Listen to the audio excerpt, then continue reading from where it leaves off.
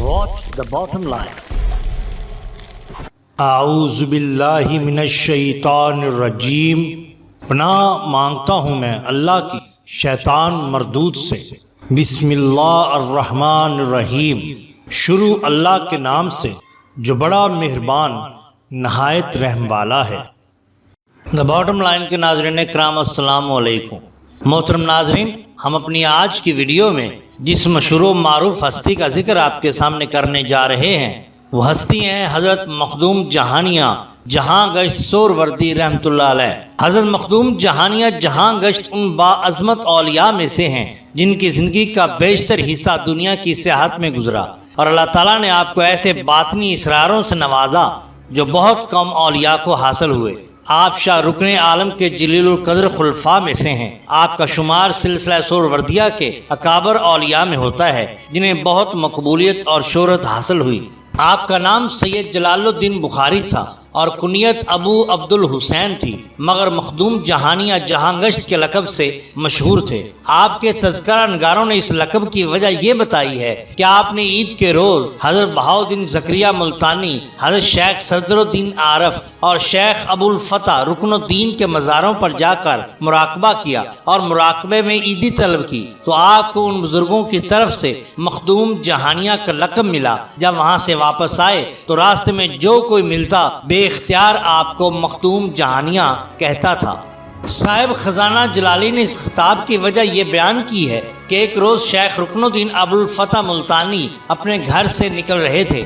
جب انہوں نے گھر کے دروازے کی پہلی سیڑھی پر قدم رکھا، فوراً سید جلال بخاری دہلیز کی دوسری سیڑھی پر لیٹ گئے تاکہ شیخ رکن الدین عالم کا قدم ان کے سینہ پر رکھا جائے۔ شیخ رکن الدین نے ان سے فرمایا، اے سید نبوت کا دروازہ، آپ ایسا کیوں کر رہے ہو؟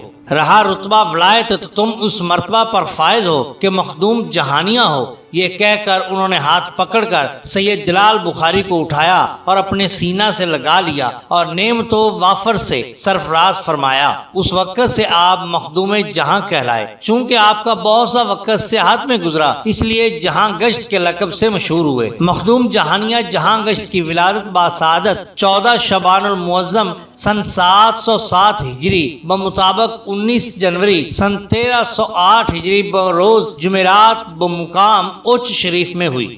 سید جلال بخاری کا نسب نامہ کچھ یوں ہے: مخدوم سید جہانیہ جلال الحق، والدین ابو عبد الحسین بن سید احمد کبیر بن سید جلال الملت، والدین سرخ بخاری بن ابی مولید بن جعفر بن محمد بن محمود بن احمد عبداللہ بن علی اصغر بن عبداللہ جعفر بن امام علی نقی بن امام محمد تقی بن امام علی موسیٰ رضا بن امام موسیٰ کاظم بن جعفر صادق بن امام محمد باقر بن زین العابدین بن امام حسین شہید کربلا بن سید علی المرتضیٰ کرم اللہ وجہ الکریم۔ حضرت جہانیہ جہاں گشت کا خاندان اپنے دور میں علم و فضل میں یکتا تھا۔ ان کے والد اور دادا سہروردی سلسلے کے بزرگوں سے تھے اور ان کی خانقاہ اچ میں خاص طور پر مشہور تھی۔ مخدوم جہانیہ نے ابتدائی تعلیم اچ میں ہی پائی۔ لطائف اشرفی میں ہے کہ ابتدا میں آپ سید محمد بخاری کے زیر تربیت رہے، پھر اچ کے قاضی علامہ بہاؤالدین سے ابتدا سے ہدایہ تک کتابیں پڑھیں۔ علامہ قاضی بہاؤالدین کی وفات کے بعد آپ تعلیم کے لیے ملتان آئے اور اپنے والد ماجد کے مرشد شیخ ابو الفتح رکن الدین کی خانقاہ میں ٹھہرے۔ شیخ رکن الدین آپ کے ساتھ نہایت شفقت اور مہربانی سے پیش آئے اور آپ کی تعلیم اپنی بہن کے صاحبزادے مولانا موسیٰ اور ایک عالم مولانا مجید الدین کے سپرد کی۔ ان بزرگوں سے آپ نے ہدایہ اور بزوی ختم کی۔ جب یہ کتابیں ختم کر چکے تو شیخ رکن الدین نے آپ کو کشتی پر سوار کر کے واپس اچ بھیج دیا۔ مخدوم جہانیہ جہاں گشت نے شروع میں اپنے والد سید احمد کبیر سے مرید ہو کر تصوف کی تعلیم حاصل کی، پھر اپنے چچا صدر الدین بخاری سے خلافت حاصل کی، پھر ملتان حاضر ہو کر شیخ ابو الفتح رکن الدین سے بیعت ہو کر علوم ظاہری اور باطنی کی تکمیل کی اور ان سے خرقہ خلافت حاصل کیا۔ حضرت مخدوم نے بہت وقت سیر و سیاحت میں گزارا اور تمام ممالک اسلامی میں گھوم پھر کر علماء اعظام اور صوفیاء کرام سے فیوز و برکات حاصل کیے۔ اس دوران 36 حج بھی کیے۔ سیر فی الارض پر عمل کرتے ہوئے جہاں گشت کے لقب سے مشہور ہوئے۔ جن جن ممالک اور مقامات پر آپ تشریف لے گئے ان کا اجمالی تذکرہ یوں ہے۔ مکہ معظمہ حضرت مخدوم کا قیام مکہ معظمہ میں 7 سال رہا۔ مدینہ منورہ میں مخدوم کا قیام 2 سال رہا۔ اس کے علاوہ یمن، عدن، دمشق، لبنان، مدائن، فارس، بصرہ، کوفہ، شیراز، تبریز، بلخ، نیشاپور، خراسان، سمرقند، بحرین، قزوین، عزنین کی سیاحت کی۔ ہندوستان واپس آنے کے بعد حضرت مخدوم جہانیہ نے اپنے آپ کو وطن اچ شریف میں ٹھہرا لیا اور رشد و ہدایت میں مصروف ہو گئے۔ آپ لوگوں کو سلوک و معرفت کی تعلیم اور شریعت کے مطابق دیتے تھے۔ امر بالمعروف اور نہی عن المنکر کے بڑے شدت سے پابند تھے۔ غیر شرعی امور پر نہایت سختی سے تنبیہ فرماتے تھے۔ آپ کے ملفوظات کے مجموعہ سے پتہ چلتا ہے کہ بہت سے ہندو حضرت مخدوم جہانیہ کے ہاتھ پر مسلمان ہوئے۔ گجرات کا ایک راجپوت آپ کے ہاتھ پر مسلمان ہوا، جسے آپ نے تعلیم دے کر گجرات بھیجا تاکہ اپنے گھر والوں کو اپنی قوم میں تبلیغ اسلام کرے، جس کا آپ نے اسلامی نام مولا الاسلام رکھا۔ حضرت قطب عالم شاہ عالم جن کے مزار احمد آباد گجرات میں ہیں، مرجع خاص و عام ہیں اور جو وہاں تبلیغ اسلام کا ذریعہ بنے، حضرت مخدوم جہانیہ کے پوتے اور پڑپوتے تھے۔ آپ رحمۃ اللہ علیہ کے عام معمولات کچھ یوں تھے۔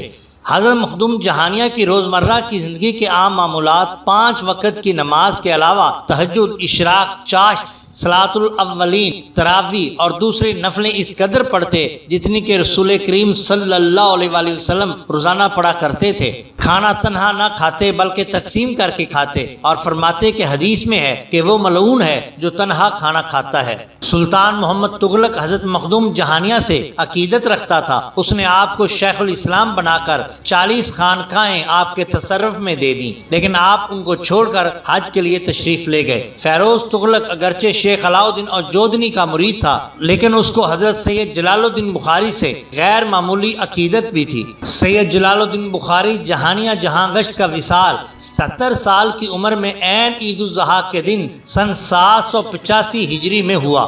آپ کے بعض صاحبزادوں کے نام یہ ہیں: سید شمس، سید ماں، سید صدر الدین اور سید سلطان محمود ناصر الدین۔ حضرت سید جلال البخاری مخدوم جہانیہ جہاں گشت کی اولاد کے متعلق بزم صوفیاء میں بھی بہت کچھ لکھا ہوا ہے کہ حضرت مخدوم جہانیہ کے خلفاء کی تعداد بہت کثیر ہے اور آپ کی اولاد کی تعداد بھی کثیر ہے۔